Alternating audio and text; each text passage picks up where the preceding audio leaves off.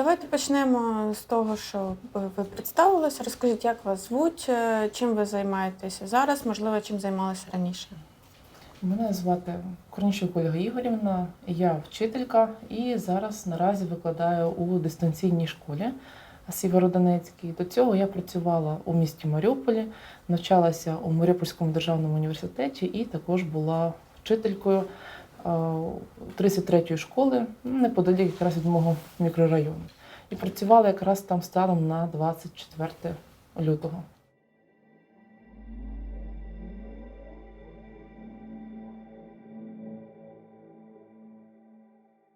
Я прокинулася десь близько о 5:45 і відразу ж за звичкою взяла дивитися телефон, що цікавого в новинах. Тому що всі постійно казали, що буде війна, буде війна.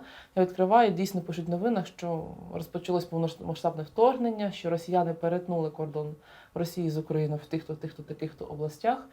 І я зрозуміла, що відбувається щось недобре. Мені потрібно було вже бігти на роботу, причому раніше, ніж зазвичай, бо я була класним керівником, мій клас якраз мав чергувати по школі. І якраз коли я снідала, почувся дуже сильний вибух, це десь було ближче до початку 7-ї ранку. Грохнуло так, що у нас затряслися вікна. Я вибігла в коридор з переляку. Мої домашні улюбленці, коти, розбіглися в жаху. І десь через півгодини, поки я доїла, я побачила, що з'явилося повідомлення в місцевих групах про те, що все ж таки мало того, що почалась війна, що була атака на наш Маріупольський аеропорт. Тільки вона зібралася виходити, коли нам пише директорка, що сьогодні занять не буде в школі.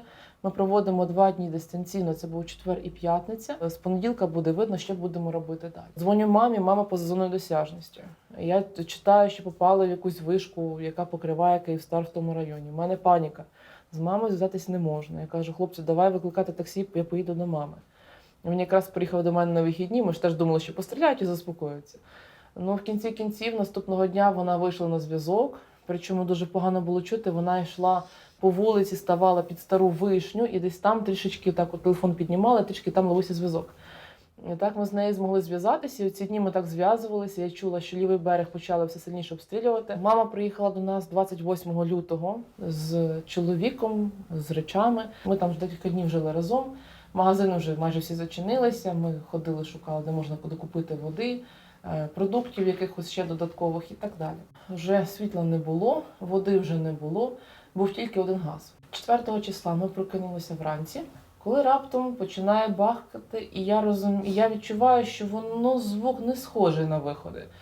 І коли воно бахнуло настільки близько, що будинок ось так от панельний затрусився, в мене відразу ж, як вчительки, такий голосний, рикий голос, в мене зразу крик «Команда, коридор!». Я чую, як скло б'ється, і я просто-напросто молюся, лиш би не в нашу квартиру, лиш би ми вціліли.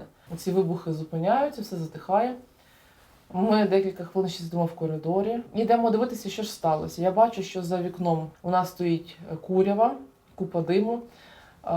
Хлопець іде, виглядає на сторону вулиці Латишева і каже, там, каже, щось горить. Я виглядаю до нього, я бачу, що горить сусідній другий під'їзд. Десь через півгодини приїхали МНСники, пройшлись по всіх квартирах, сказали, спускалися краще в підвал. Кажу, а може кудись можна якесь безпечне місце? Ми нічим не можемо допомогти, ми самі нічого не знаємо. І цілу добу гасили той другий під'їзд. Квартири з 4 по 9 поверх по одному стояку вигоріли повністю. І ввечері приїхав відчим.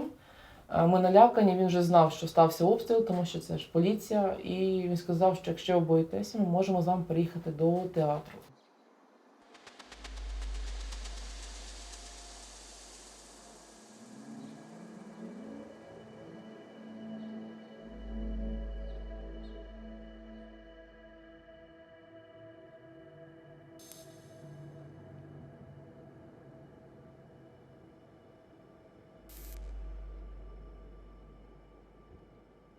Багато хто бігав, якийсь такий був постійний рух, хтось кудись іде з чимось, хтось приходить поступово. В той же день була інформація про те, що зараз є евакуація, збиралися автобуси біля театру, збиралось дуже багато людей, всі чекали на евакуацію, бо було обіцяно, що вона відбудеться. Проте під'їхала поліція, і в рупор сказали, що евакуації не буде, щоб всі роз'їжджалися, тому що з міста людей не випускають. Росія оточила місто, і це нереально.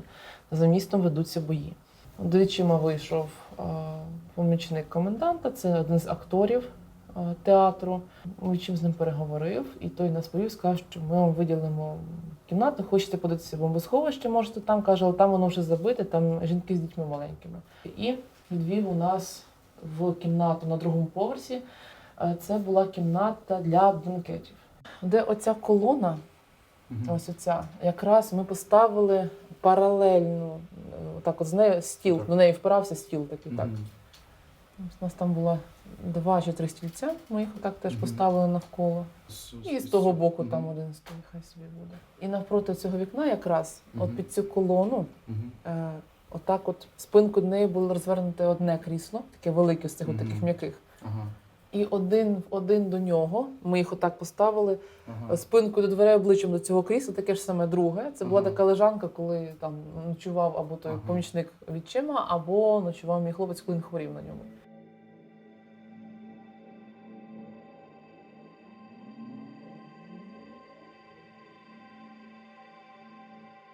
Далі у нас з'явилися сусіди по театру. Це буквально через дня-два, напевно, після того, як ми заселилися. До нас в тамбур сюди переїхала Оленка з маленьким Сашком. Олена працювала на польовій кухні, а маленький Сашко бігав, допомагав, він рубав дрова, там носив воду і так далі. Там, з цієї пустирі, якраз таки була польова кухня.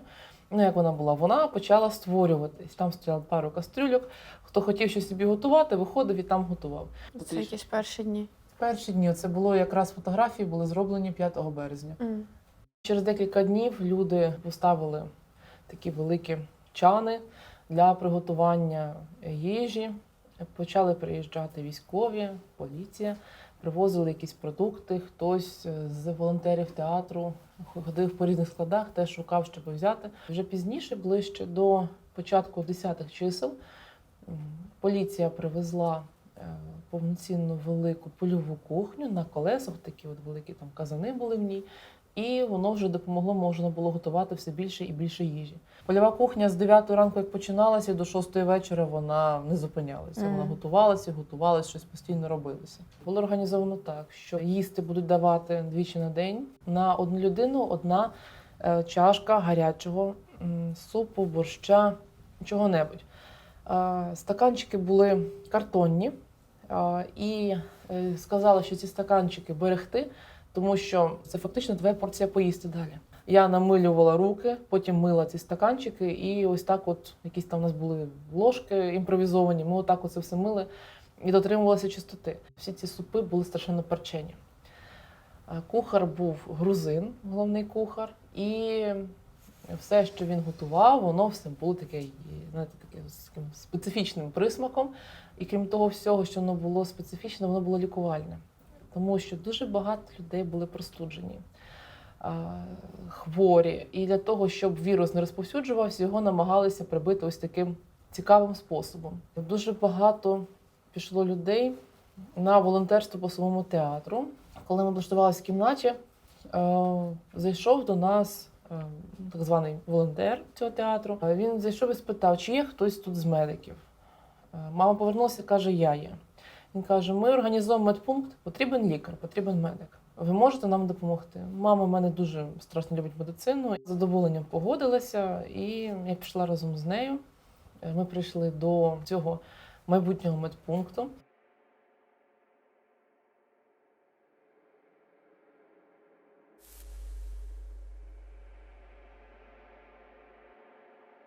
Там був стіл під вікном з одного боку, і було місце під вікном мами якраз для сидіння. Напроти стояв ще один стіл і декілька стільців для пацієнтів. Так, спинкою до вікна стояв, не спиночкою. Ну, щоб зразу сів і зручно. Там столи були з ліками. У мами було декілька коробок підписаних, вона розсортувала, що на одне, на друге, на п'яте, на 10. Були ті, хто приходили до мами, просили ліки одні, приносили другі і обмінювались. Робили бартер одні на інші. Сарафанне радіо працювали, казали, там є лікар, і бігли до неї. Приходили з різними пораненнями. Був випадок, привезли морозиво. Ну, звичайно, просте морозиво-пломбір. На якому складі вони його знайшли в якихось холодильниках. Само собою, ті холодильники більше тижня вже не морозять. Морозиво вже погане. Що з ним робити? Його треба взяти і переварити. Чим і сказали нашим кухарям зробити для дітей щось по типу як солодкого коктейлю, такого з морозива. Але ж є дуже розумні матусі, котрі побачили ці коробки і зразу поїзд хапати морозиво. Їм кажуть, не беріть, воно вже пропало. Якщо його з'їсти, це буде отруєння. Все одно вони набрали цього морозива, нагодували своїх дітей. Наступного дня до мами поголовно, починаючи десь з ночі, маму підняли на ноги. Дитина температура, у дитини нудота, у дитини якась, видно, кишкова інфекція. І вона бігла в той медпункт, і вона ж на них потім теж висварилася як лікар. І кажу, а що сталося? Кажу, от понахапалися цього морозива, наїлись, тепер поголовно всі з отруєнням лежать. Коли були дуже сильні обстріли окраїни міста, це 23-й мікрорайон біля Порт-Сіті. Я побачила, що їдуть машини, у них стоять блималки на машинах. І цілий вечір, десь разів 5 чи 6, вони приїжджали до театру. Було все більше і більше людей. Тоді підняли маму на ноги, що в них там надзвичайна ситуація. Мама побігла допомагати, дивитися, що там сталося. Прийшла до мами, вона якраз вже закінчувала свою роботу в медпункті. Вернулася назад, вона розповідає, що привезли жінку, пенсіонерку за 60. В неї поломані ребра і поломана рука. Слава Богу, закритий перелом. Гіпсу нема, нічого нема. Що з нею робити? Мама змогла, як змогла, з медсестрами зафіксували їй руку. Каже, ти знаєш, цю жінку привезли з 23-го. Ним в квартиру попав снаряд. Почалася пожежа. Плита під нею провалюється, і вона з 8-го поверху летить аж на 6-й. В той момент її чоловік гине і згорає в квартирі. І от, каже, вона одна залишається. Це ж її сюди в такому стані привезли. Ось. І це дуже її вразило, страшенно вразило. Люди прибували і ще раз прибували. Почали селитися на 3-му поверсі, хоча всі намагалися робити так, щоб там ніхто не був, тому що все ж таки це не дуже безпечно. Почали не просто в коридорах селитися, а почали переходити вже до самої великої зали. Інколи, коли мама приходила до медпункту, вона не могла пройти, тому що люди настільки тісно лежали, що треба було майже через них переступати. І я подорожувалася якраз з цим маленьким Сашком, йому тоді було тільки 12 років. Напроти кімнаті жила ця донька поліцейського, звати її Ангеліна. Якраз так спілкувалася з ними всіма, ми постійно про щось говорили, і спала така думка, і малий каже, треба зробити перепис. Я ще кажу, давай, зроби, знайди якісь листочки. Він порився по шухлядах, знайшов якісь чисті листи А4. Вони пішли з дітьми обходити 2-й, 3-й, ці поверхи всі. Кого змогли, обійшли, показали, що у нас є ці листочки, і домовилися з комендантом театру, це вже тоді була Женя, зробити перепис цього населення, яке є. Був великий зошит, він теж був у вестибюлі, де було гаряче харчування, видавалося. На одному з віконець він лежав, була дівчинка, яка записувала дані, і хлопчик-волонтер. Він ходив по кімнатках, по коридорах, наприклад, взяв всю сім'ю, ось цю і ось цю, каже, ходіть зі мною, запишемо, хто ви звідки. Бо якщо хтось когось буде шукати, щоб прийшли і одразу відкрили. Я теж спустилася, ми записали мою адресу, мої всі дані, номер телефону, що ми тут були, коли ми прийшли і так далі. І були люди, які дійсно заходили до театру, вже не один раз таке було, заходили і питали, а у вас там є, наприклад, там Петренко чи Іваненко, чи є у вас такі люди? А хто знає? Ніхто нічого не знає, так? Деякі люди навіть заходили, питалися, їм давали книгу, і вони могли подивитися, чи є така людина, чи такої людини немає. Десь числа 7-8 був дуже сильний обстріл театру, страшенний обстріл.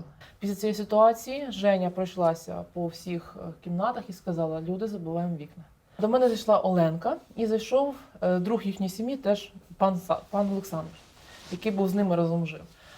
І я взяла шматки плакатів, були там декілька панелів, кажу, треба забити вікна. Ну і Оленка полізла на вікно і кажу, пані Олено, давайте якось разом, мені незручно. Та каже, Олю, та чого ти, та все нормально, та я сама, та мені навпаки треба стрибати. І вона почала з цим Сашком забивати вікна. Коли раптом я чую бах. І вікно її, це що було, де вона стала забивати відразу біля стіни, воно відчиняється, б'є її по колінці. Вона так ще стала така, а що це таке було? Неприємно. А вікно, яке було трішки далі, ближче до кінця театру, до окраїни, Воно тріснуло. Вона забила це вікно, вона ще стала, каже, ну розбилось, тепер вам буде холодно. Ми забили його, затягнули шматком плакату, якась театральна вистава мала бути, ну щось таке.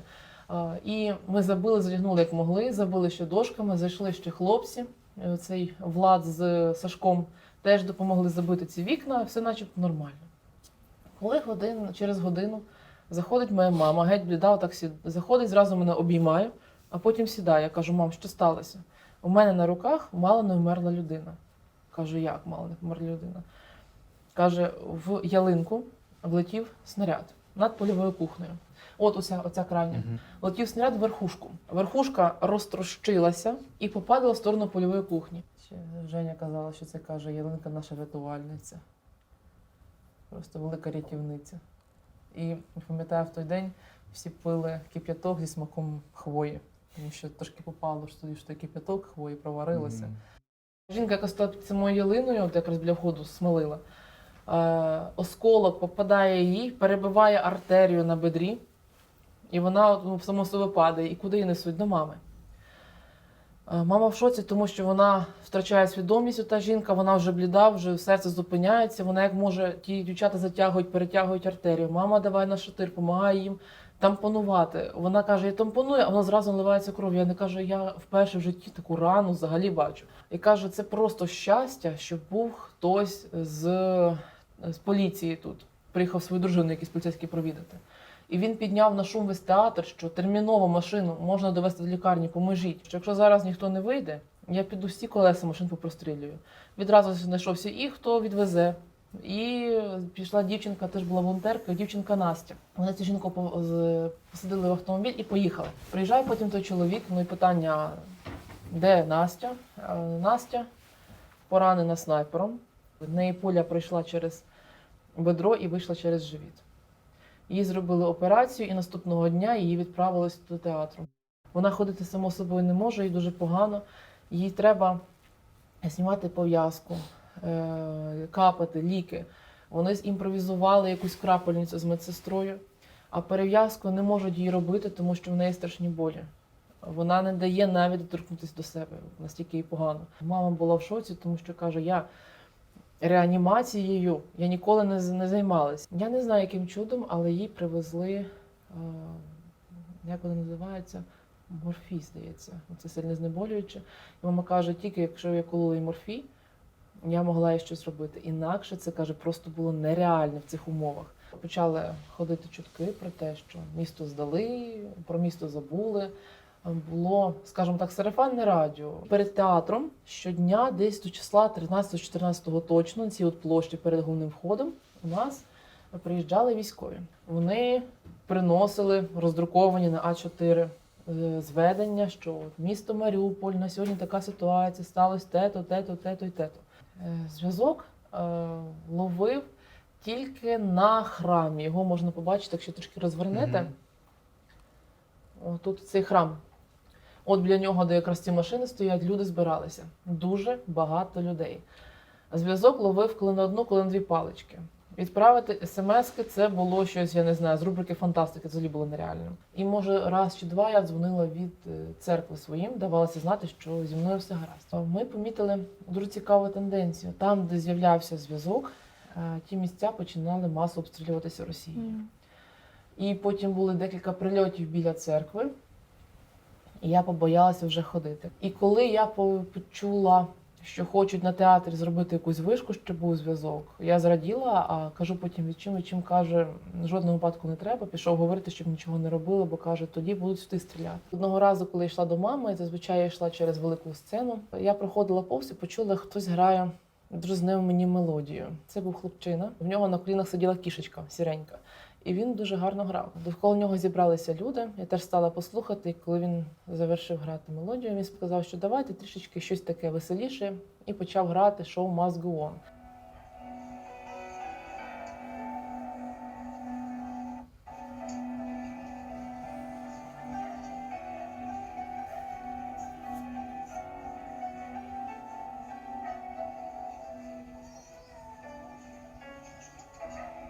І це тепер для мене пісня, яка Коли згадую про театр, вона в мене чомусь тепер асоціюється тільки з театром, якраз таки у цій інструментальній версії.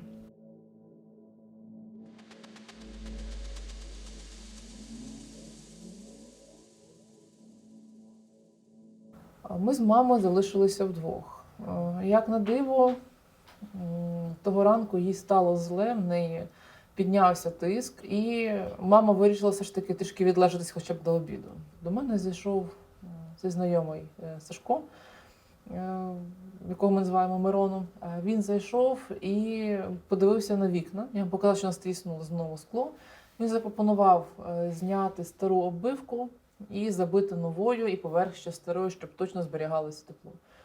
Ну і ми з ним стояли якраз біля стола, якраз де оця от середня колона така. Раптом я почула сильний вибух, дуже сильний. Будівля ось так от затряслася. Я почула, як летять шибки, вилітають з вікон. А Мирон відразу ж мене відтягує від стола до цієї колони, туди в закуточок прямо. І сам лягає. Ми лежимо десь півхвилини. Я відчуваю смак цього пороху всього в роті, повсюди. Підводимося, всі в пилюці, в якомусь бруді, от якесь воно таке все брудне, грязне. За вікном такий туман, що нічого не видно взагалі. А Мирон дивиться на нас, що ми в цілі, і каже, я побіг дивитися щось інше, можливо, іншим людям треба допомоги. Почалися крики, люди один одного шукають, хтось просить про допомогу. Ми з мамою повертаємо голову і бачимо, що там, де стояли два крісла, складені один до одного, та стіна повністю упала. Вона фактично вона повністю лягла. Так. Якраз вона впала і зачепила ту половину, де спала я. І це, я не знаю, це просто щастя, що мене там в той момент не було, тому що я там любила ще посидіти, повишивати, там книжку лежати, читати. В тамбур забігає хлопчик Влад, оцей, який був разом з Сашком, його друг. Весь поранений. Він дивиться на нас і бачить, що в нього червоні царапини. І в нього раптом хлинула кров, просто рікою. Мама його садить, починає обробляти йому рани, як тільки може. Начебто, більш-менш кров зупиняється, на нього якраз тоді це все скло полетіло, що йому все обличчя посікло. А вона розуміє, що в нього там, де ніс, одна ноздря порвана дуже сильно склом. Намагається тампонувати йому ніс. Я тампоную йому шию, і в нього кров на шиї зовсім не зупиняється. Мама розуміє, що йому порізало дуже сильно і що це може бути навіть життєво небезпечно. Ми кладемо одну ватку на другу, намагаємось перебинтувати шматком бинта, який в неї був у своїй власній аптечці. Якось тут все затягуємо. Більш-менш за якийсь час, там хвилин 10, умовно кажучи, трошки стало краще, ситуація трошки покращилась. Повернувся цей Мирон, подивився на Влада, що він поранений, сказав, що дуже багато поранених, що в залі є люди з перебитими ногами, яких зараз допомагають інші винести. Що відбувається повний жах, що на драмтеатр скинули бомбу. Ми дивимося на нього, а він каже, Ленка загинула. Я ще так стала, кажу, яка Ленка? Він каже, яка? Сусідка ваша за стіною. Яка? Сашки малого, на польовій кухні. Я замираю, кажу, як вона? Кажу, загинула, чекай. А він каже, на польовій кухні їх там всіх завалило. Повертаюсь до мами і кажу, треба малого знайти, де малий подівся, куди ж він ще як дінеться. Малий заходить по цій стіні до кімнати, стоїть весь червоний, розплаканий і ридає.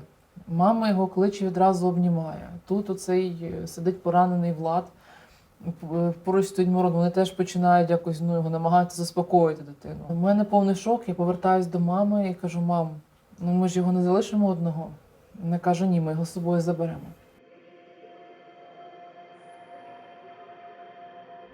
Спустилися вниз, вже людей в театрі не було, вже ніхто нікого не шукав.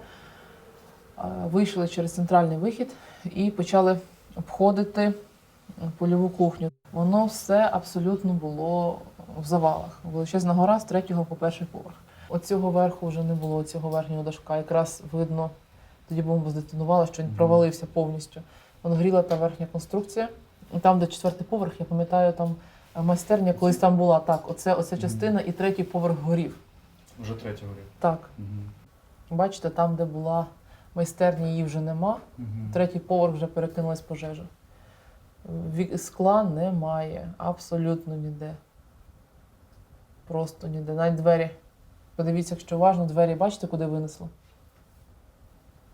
Оце воно? Так, це ті двері. І шматок даху. Щось впало от поруч, горить, коптиться. Якісь шафки видно, так воно викинуло. Там воно вже все горіло. Абсолютно все.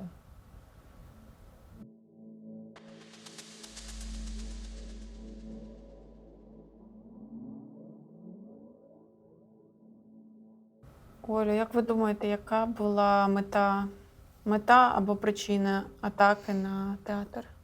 Безсердечність, провокація, щось з рубрики залякати, показати, що вони дістануть всюди. Знищити якомога більше людей для того, щоб інші бачили, що відбувається, що це страшно, бути заляканими простими громадянами і тоді підбивати, перешкоджати військовим для того, щоб місто здати якнайшвидше. Це було єдине місто в облозі, яке постійно щодня знищувалося авіацією, артилерією, ракетами, всім, чим тільки можна, воно постійно знищувалося. У нас не було можливості втекти звідти. Це велика трагедія, яка має війти до історії того, що є геноцид. І він не просто так на словах, так там чи залякуваннях, він є насправді, причому дуже жорстокий геноцид. Для мене це завжди було загадкою, я завжди дивувалася і думала, от що у вас має бути в душі, коли ви створюєте таку катастрофу довкола себе, що себе виправдовуєте.